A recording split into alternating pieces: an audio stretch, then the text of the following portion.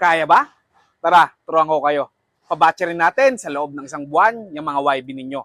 Let's go! Hatiin nga natin mga tol sa 4 na linggo ang pagbabatcher nyo ng YB nyo para sakto isang buwan. Sa unang linggo nga mga tol, ang gagawin natin, syempre iwawalay natin yung mga YB natin mga tol mula doon sa mga magulang nila. Tandaan nyo mga tol, pag nagwalay kayo, dapat marunong na silang tumuka at uminom mga tol at gabi kayo magwalay. Tara, pasok na tayo sa unang linggo mga tol ng pagpapabatcher natin ng YB natin. Ang gawin nyo mga tol, sa unang linggo, yung 3 araw, hayaan nyo lang silang nasa loob ng loft para malaman nila kung saan sila kakain at tutuka. Yung mga susunod na araw nga mga tol mula dun sa first week ng pagpapabatcher natin, sanayin nyo sila sa trapdoor kasi alam naman na nila kung saan sila kakain.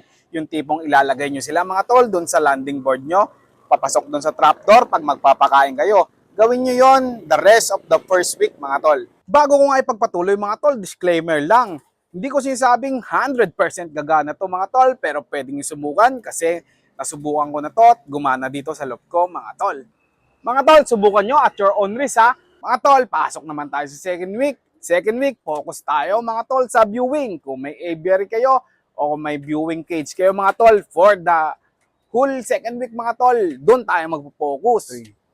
Mga tol, pasok naman tayo sa third week. Dito papasok yung tinuro ni Kaiser Lop, yung paglagay ng tape sa pakpak ng mga kalapati natin.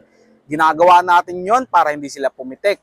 Ginagawa din nga natin yon kasi ilalabas na natin yung ibon natin. Magkakaroon sila ng familiarization sa mga bubong natin, sa bubong ng loop natin, sa landing board natin. Gawin nyo yun for the whole week. Kung umuulan nga mga tol, adjust tayo. Eto na nga yung 4th week mga tol at ito na ang pinaka-exciting part mga tol.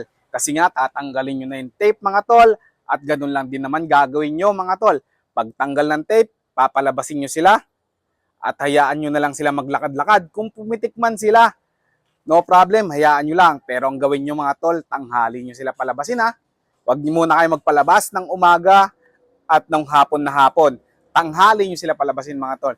So yan mga tol, 4 weeks, equivalent to 1 month. So, pwede mo nang pabatcherin yung mga YB mo sa loob ng isang buwan. Sundan mo lang yung mga tinuro ko mga tol. At syempre, huwag nyo kakalimutan yung sinabi kong disclaimer mga tol ha. Hindi siya 100%. May posibilidad pa rin na mawala ang ibon mo.